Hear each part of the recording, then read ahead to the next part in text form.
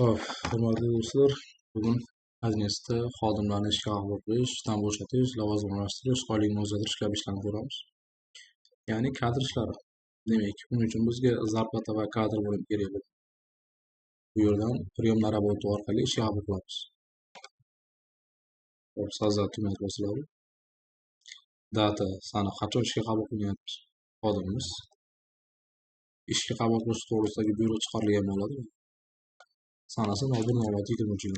01.06.23. Buni kiritamiz. Nomer prikaz, buyruq raqami, 3-raqamli buyruq. Podrazdelение, qaysi bo'limga xodim qabul qilinyapti. Bizda 3 ta bo'lim bor.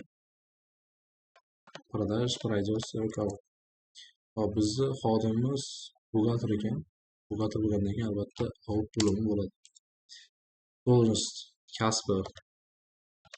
Hop, bizda qanaqa kasblar bor? Sotuvchi bor ekan bizda faqat. Bizga sotuvchi kerak emas, bizga buxgalter degan kasb kerak. Shuning uchun savzat orqali nominalniga buxgalter deb yozamiz.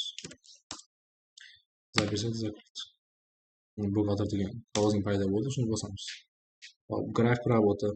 Grafik работamiz 6 kunlik, 5 kunlik bor. Bizning ishimiz buyruqda yozilmaydi necha kunligi.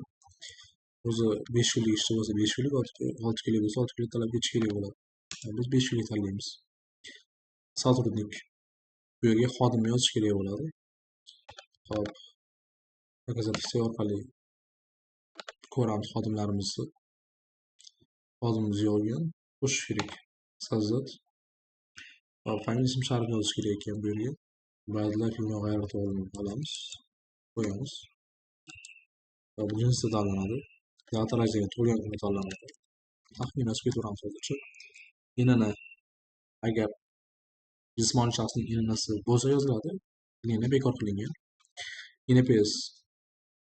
INPS va pinifilga jismoniy shaxsning jishir ma'lumotlari yoziladi. Pasport ma'lumotlaridagi 14 talik raqam.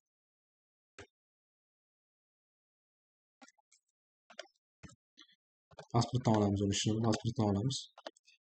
Vid dokumenti, pasport seriyasi, pasport raqami, kim tomonidan berilgani, amal qilish muddatlari, berilgan muddatlari yoziladi. Hop, bizga hozircha bular kerak emas. Hop. Keyin записать и закрыть bosamiz. Mana ishimiz tayyor. Трудовой договор, mehnat shartnomasi. Mehnat shartnomasining raqami, birinchi raqamli shartnoma. Qachon? 01.06.23 tuzilyapti. Period действия, qachongacha amal qiladi shartnoma. Agar muddatsiz bo'lsa, bu yerga hech narsa qo'yilmaydi. Agar muddatli bo'lsa, bu yerga amal qilish muddati qo'yiladi. Hop, keyin data приема qachon ishga qabul qilinyapti? Yana 01.06.23. Испытательный срок. Hop, sinov muddati. Mesyac deb qo'yibdi. 1 oy yoki 2 oy yoki 3 oy sinov muddati belgilash mumkin. Bu yerga o'sha oy qo'yiladi. Sinov muddati bo'lmasa kerak emas. Stavka, 1 stavka, 0.5 stavka, 1.5 stavka qo'yiladi. Hop, keyingisi mana bu yerda добавить tugmasi bosiladi va ishchining oylik maoshi yozilishi kerak bo'ladi razmeriga.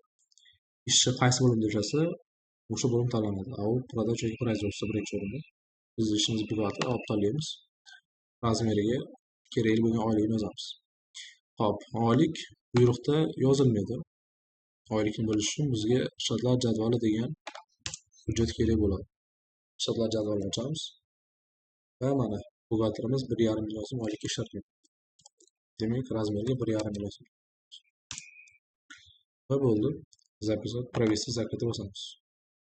Ishimiz ishga qabul qilindi. Tamom. Sotrudnikda bu ishni ko'rishingiz mumkin.